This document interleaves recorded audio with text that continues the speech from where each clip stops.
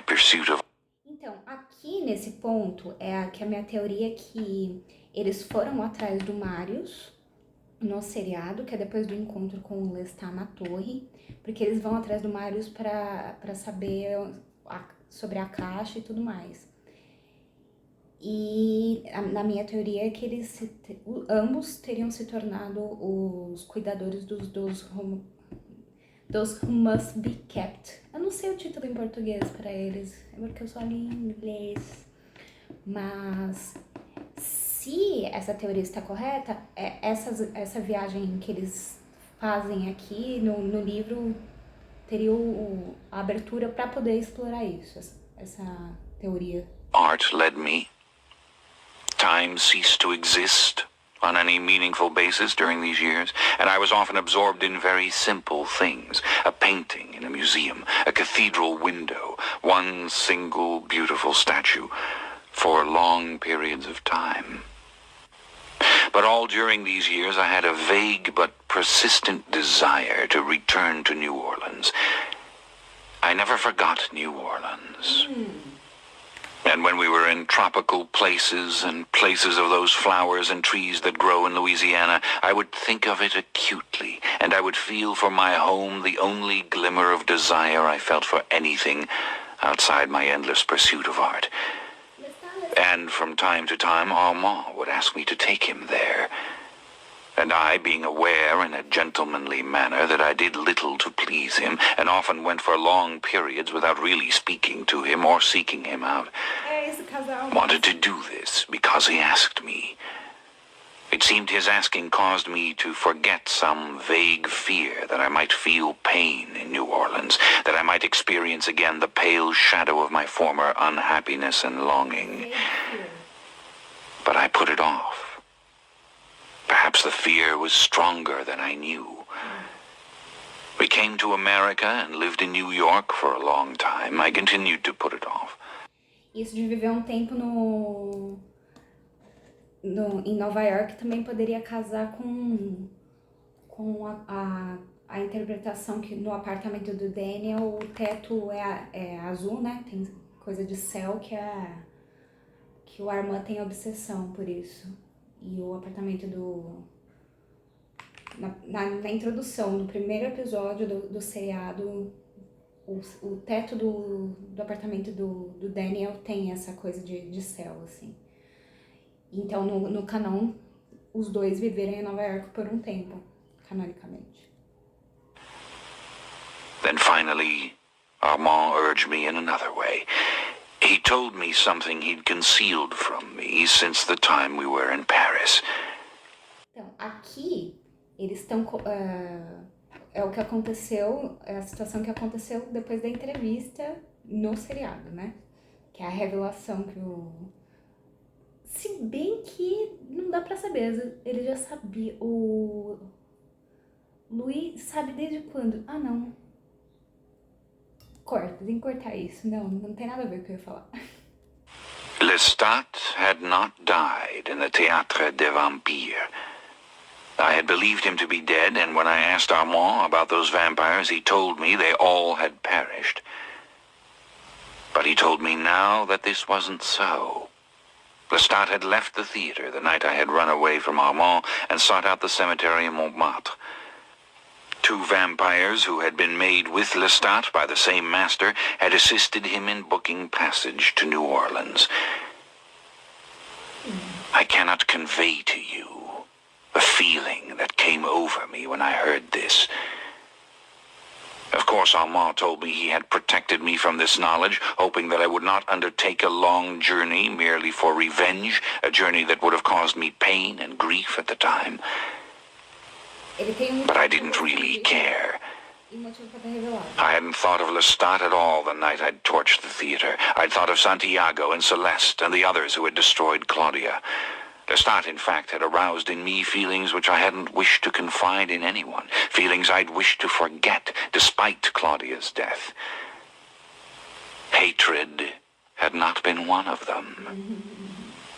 But when I heard this now from Armand, it was as if the veil that protected me were thin and transparent, and though it still hung between me and the world of feeling, I perceived through it Lestat, and that I wanted to see him again.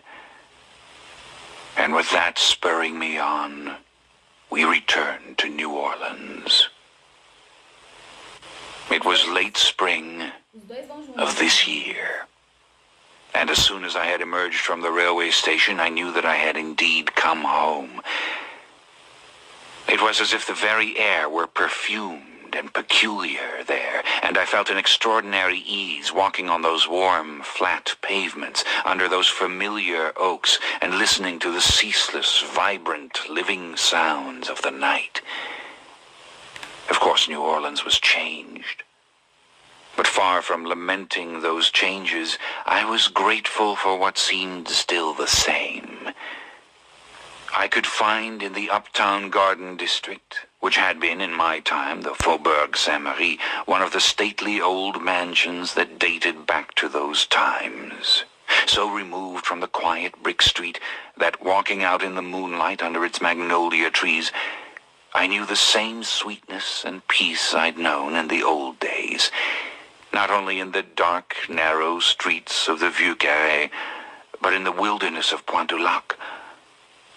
There were the honeysuckle and the roses and the glimpse of Corinthian columns against the stars, and outside the gate were dreamy streets, other mansions. It was a citadel of grace. In the Rue Royale, where I took Armand past tourists and antique shops and the bright-lit entrances of fashionable restaurants, I was astonished to discover the townhouse where Lestat and Claudia and I had made our home, the facade little changed by fresh plaster. Ele leva o Armand pra casa que eles moraram juntos na Rua Royale. And whatever repairs had been done within. Its two French windows still opened onto the small balconies over the shop below, and I could see in the soft brilliance of the electric chandeliers an elegant wallpaper that would not have been unfamiliar in those days before the war. I had a strong sense of Lestat there, more of a sense of him than of Claudia. Que será, né? And I felt certain, though he was nowhere near this townhouse, that I'd find him in New Orleans. And I felt something else. It was a sadness that came over me then, after Armand had gone on his way. But this sadness was not painful, nor was it passionate. It was something rich, however, and almost sweet, like the fragrance of the jasmine and the roses that crowded the old courtyard garden which I saw through the iron gates. And this sadness gave a subtle satisfaction, and held me a long time in that spot, and it held me to the city. And it didn't really leave me that night when I went away. I wonder now what might have come of this sadness, what it might have engendered in me that could have become stronger than itself. But I jump ahead of my story. Because shortly after that, I saw a vampire in New Orleans, a sleek, white-faced young man, walking alone on the broad sidewalks of St. Charles Avenue in the early hours before dawn.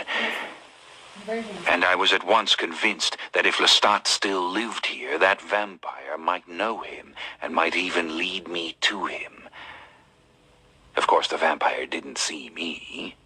I had long ago learned to spot my own kind in large cities without their having a chance to see me. Armand, in his brief visits with vampires in London and Rome, had learned that the burning of the Théâtre des Vampires was known throughout the world, and that both of us were considered outcasts.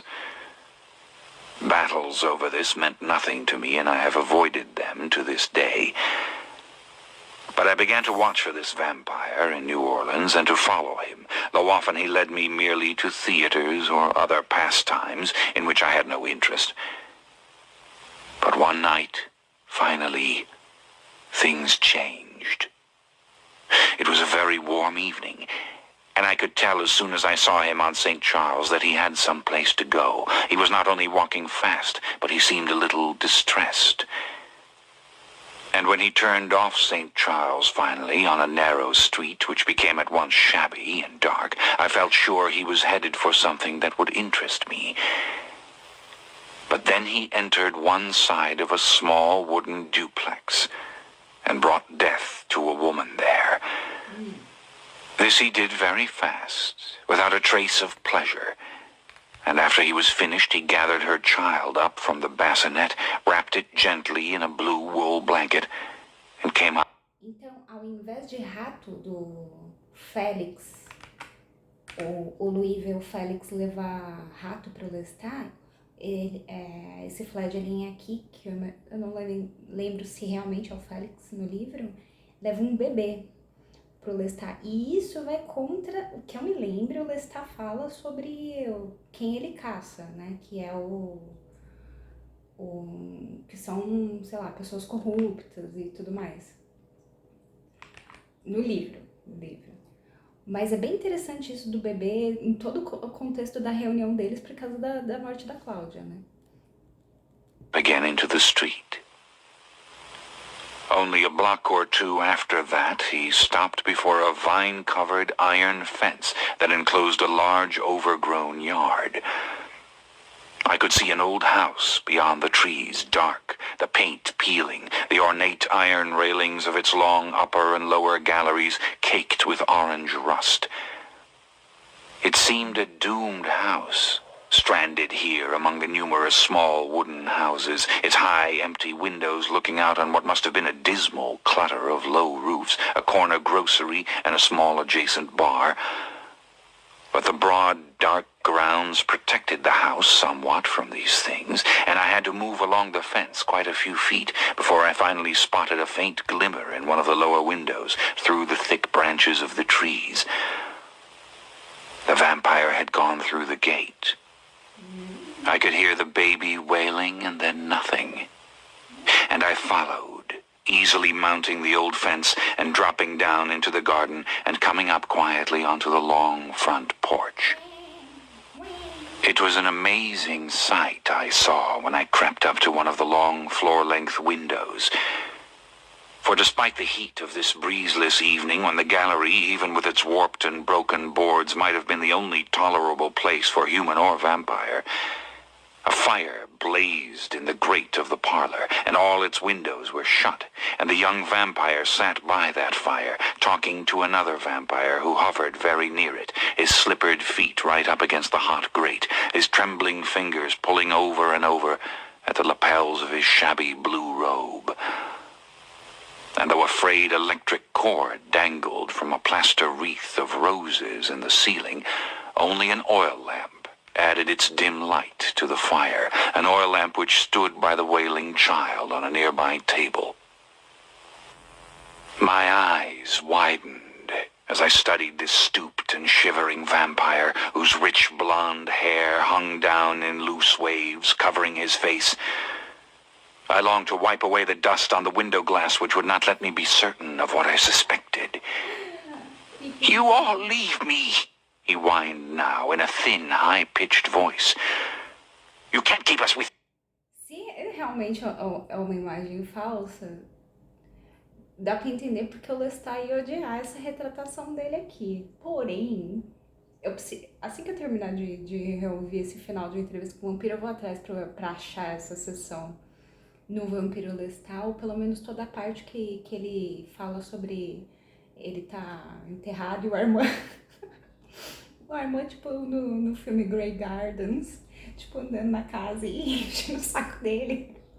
Depois do que teria sido essa cena aqui, que o Armand abandonou o Louis.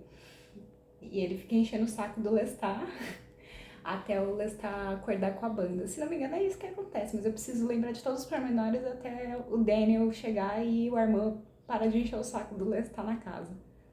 "You," said the stiff young vampire sharply. He sat with his legs crossed, his arms folded on his narrow chest, his eyes looking around the dusty, empty room disdainfully.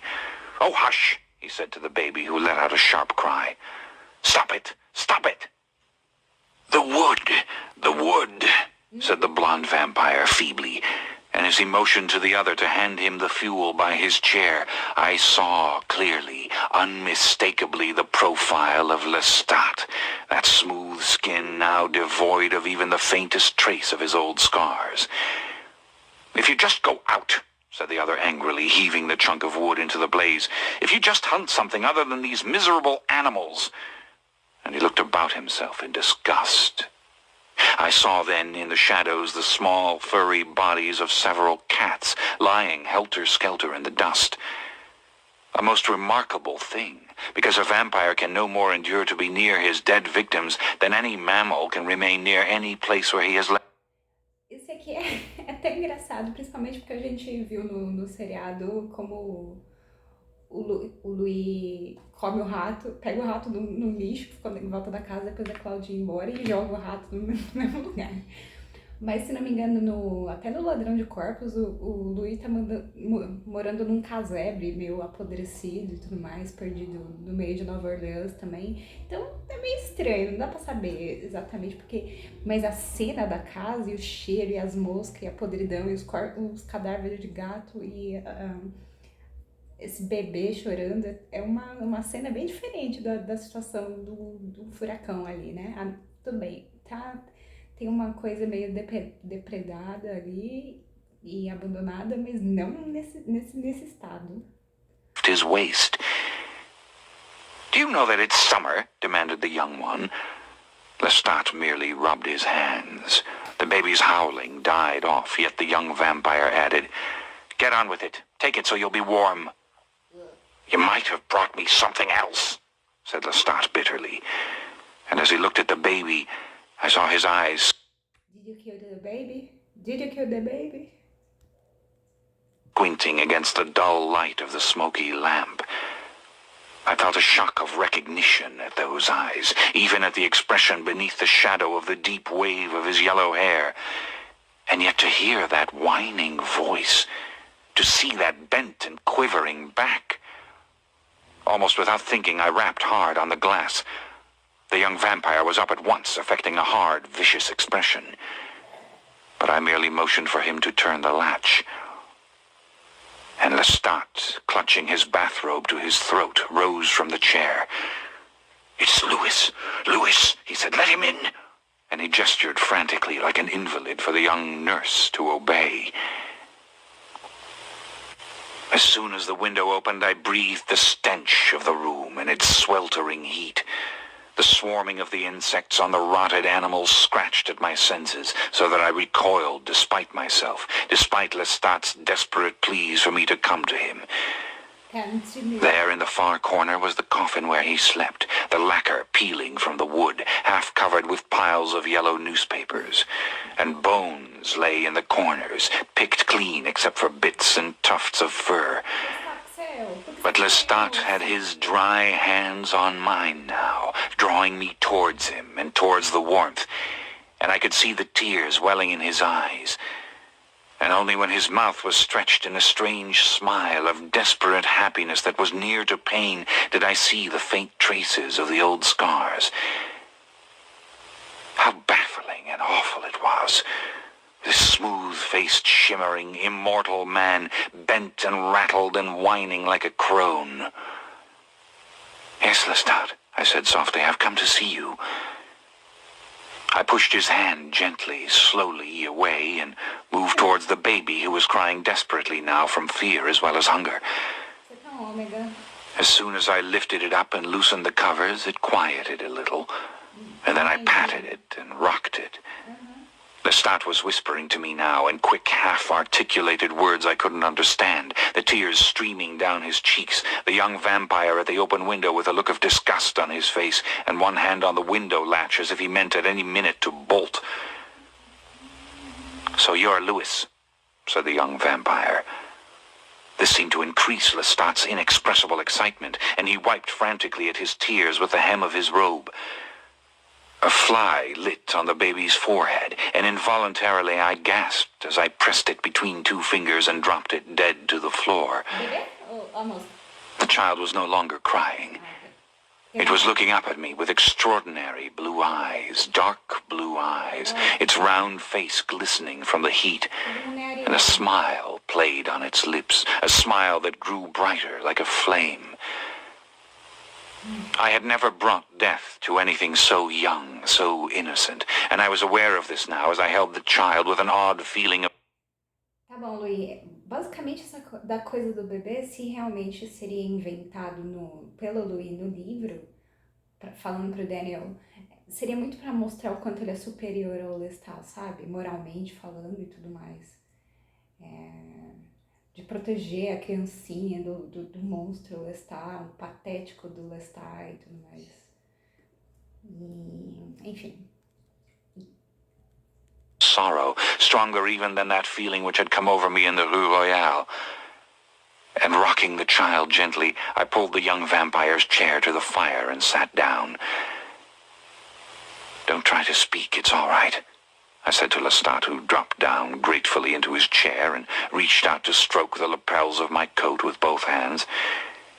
"But I'm so glad to see you," he stammered through his tears. "I've dreamed of your coming, he said. And then he grimaced, as if he were feeling a pain he couldn't identify, and again the fine map of scars appeared for an instant. He was looking off, his hand up to his ear, as if he meant to cover it, to defend himself from some terrible sound.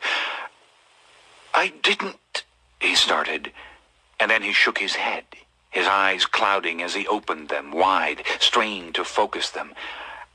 "I didn't mean to let them do it, Louis.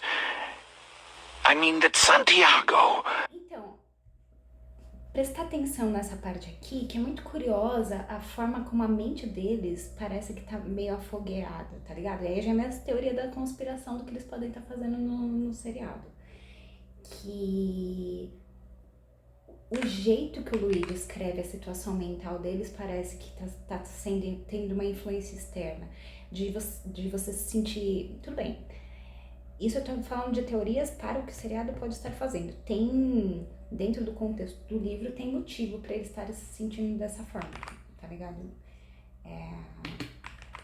O Louis tá tão sem emocional ali, porque ele tá em luto e desassociando, basicamente, há anos, há décadas.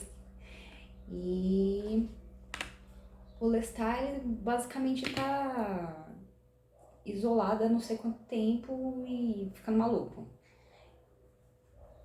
Mas, se você quiser levar em consideração que o Armand tá influenciando de alguma forma esse reencontro, ou influenciou anteriormente a cabeça deles para deixar eles afastados até então, tem aqui parâmetros para interpretar isso.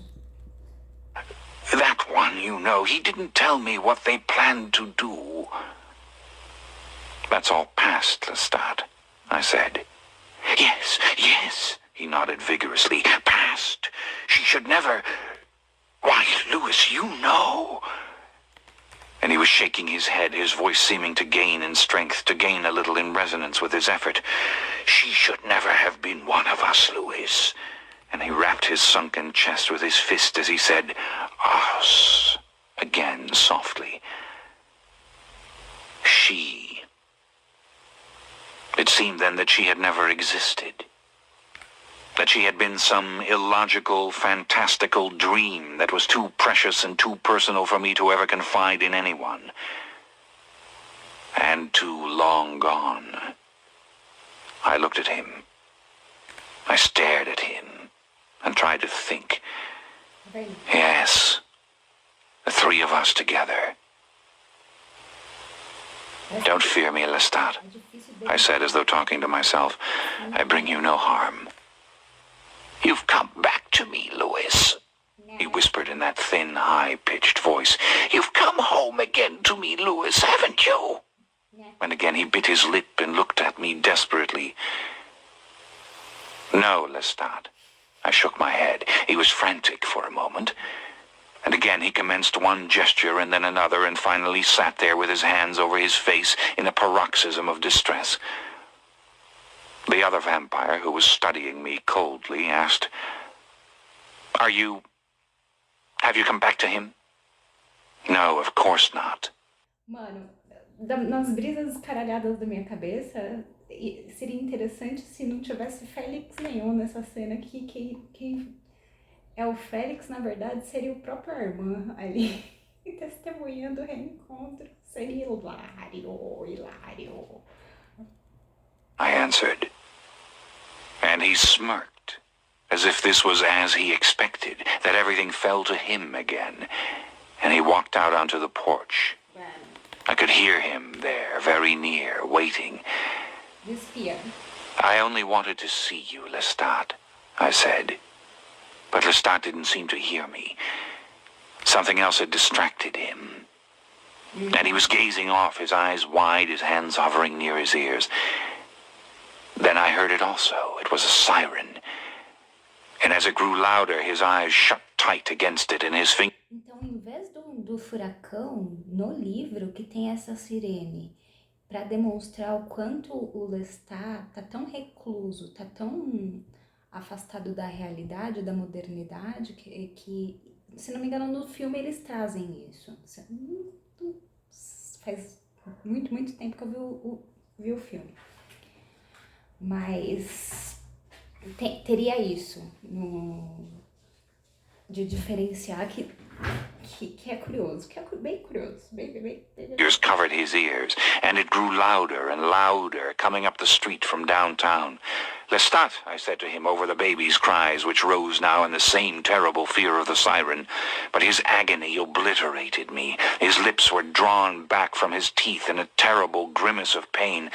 Lestat, it's only a siren, I said to him stupidly, and then he came forward out of the chair and took hold of me and held tight to me, and despite myself I took his hand. He bent down, pressing his head against my chest and holding my hand so tight that it caused me pain. The room was filled with the flashing red light of the siren. And then it was going away. Louis, I can't bear it. I can't bear it, he growled through his tears. Help me, Louis. Stay with me. But why are you afraid? I asked.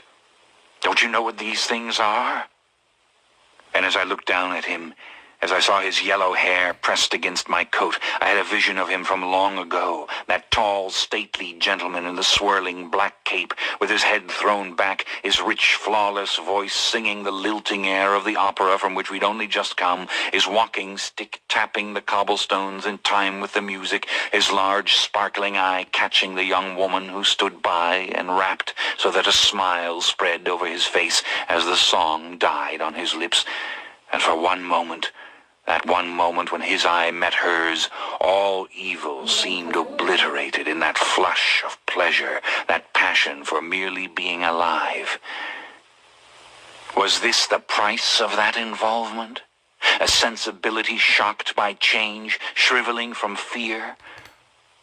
I thought quietly of all the things I might say to him, how I might remind him that he was immortal, that nothing condemned him to this retreat save himself, and that he was surrounded with the unmistakable signs of inevitable death.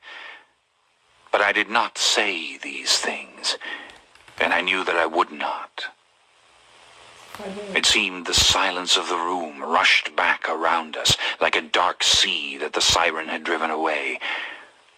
The flies swarmed on the festering body of a rat, and the child looked quietly up at me as though my eyes were bright baubles, and its dimpled hand closed on the finger that I poised above its tiny petal mouth. Lestat had risen, straightened, but only to bend over and slink into the chair. "You won't stay with me," he sighed. But then he looked away and seemed suddenly absorbed.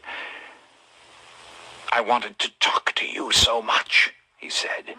"That night I came home in the Rue Royale, I only wanted to talk to you." He shuddered violently, eyes closed, his throat seeming to contract. It was as if the blows I'd struck him were falling now. He stared blindly ahead, his tongue moistening his lip, his voice low, almost natural. "I went to Paris after you." "What was it you wanted to tell me?" I asked. "What was it you wanted to talk about?" I could well remember his mad insistence in the Théâtre des Vampires. I hadn't thought of it in years. No, I had never thought of it. and I was aware that I spoke of it now with great reluctance. But he only smiled at me, an insipid, near-apologetic smile, and shook his head. I watched his eyes fill with a soft, bleary despair. I felt a profound, undeniable relief. "But you will stay," he insisted. No. "No," I answered. "And neither will I," said that young vampire from the darkness outside, and he stood for a second in the open window looking at us. Lestat looked up at him and then sheepishly away, and his lower lip seemed to thicken and tremble. Close it," he said, waving his finger at the window. Then a sob burst from him, and covering his mouth with his hand, he put his head down and cried. The young vampire was gone. I heard his steps moving fast on the walk, heard the heavy chink of the iron gate, and I was alone with Lestat, and he was crying. It seemed a long time before he stopped, and during all that time I merely watched him. I was thinking of all the things that had passed between us. I was remembering things which I supposed I had completely forgotten. And I was conscious then of that same overwhelming sadness which I'd felt when I saw the place in the Rue Royale where we had lived. Only it didn't seem to me to be a sadness for Lestat, for that smart, gay vampire who used to live there then.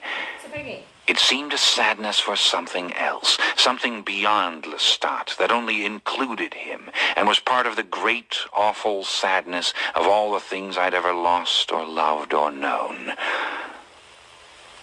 It seemed then I was in a different place, a different time, and this different place and time was very real. And it was a room where the insects had hummed as they were humming here, and the air had been close and... Parece que eles estão tendo problema para acessar as memórias e o emocional deles, entendeu? Thick with death and with the spring perfume, and I was on the verge of knowing that place, and knowing with it a terrible pain, a pain so terrible that my mind veered away from it, said, "No, don't take me back to that place." And suddenly it was receding, and I was with Lestat here, now. Astonished, I saw my own tear fall onto the face of the child. I saw it glisten on the child's cheek, and I saw the cheek become very plump with the child's smile. It must have been seeing the light in the tears. I put my hand to my face and wiped at the tears that were in fact there and looked at them in amazement. "But Louis," Lestat was saying softly, "how can you be as you are? How can you stand it?" He was looking up at me, his mouth in that same grimace, his face wet with tears. "Tell me, Louis, help me to understand. How can you understand it all? How can you endure?" And I could... Se o Louis tá dando essa entrevista pro Daniel pra mandar o Daniel pro Armand, faz sentido porque é por causa disso aqui, porque ele precisaria de alguma âncora da modernidade pra poder atualizar ele, entendeu? Que é uma coisa constante nos livros, aliás. See by the desperation in his eyes and the deeper tone which his voice had taken that he too was pushing himself towards something that for him was very painful, towards a place where he hadn't ventured in a long time. Entendeu? But then, even as I looked at him, his eyes appeared to become misty, confused, and he pulled the robe up tight. Mano, tem muito sei lá, entrelinhas pra trabalhar que o Armand talvez estava bloqueando a memória do Lestat também, nesse período. And shaking his head, he looked at the fire. A shudder passed through him, and he moaned. "I have to go now, Lestat," I said to him. I felt weary of him and weary of this sadness. And I longed again for the stillness outside, that perfect quiet to which I'd become so completely accustomed. But I realized as I rose to my feet that I was taking the little baby with me. Deixa a comida... Lestat looked up at me now with his large, agonized eyes and his smooth, ageless face. But you'll come back. You'll come to visit me, Louis, he said. I turned away from him, hearing him calling after me, and quietly left the house. When I reached the street, I looked back and I could see him hovering at the window, as if he were afraid to go out. I realized he had not gone out for a long, long time. And it occurred to me then that perhaps he would never go out again. I returned to the small house from which the vampire had taken the child and left it there in its crib. E aí a criança morreu, sem atenção. Not very long after that, I told Armand I'd seen Lestat. Perhaps it was a month, I'm not certain. Time meant little to me then as it means little to me now. Ok, eu vou gravar outro vídeo dessa conversa final entre o irmã e o Louis, porque é fenomenal.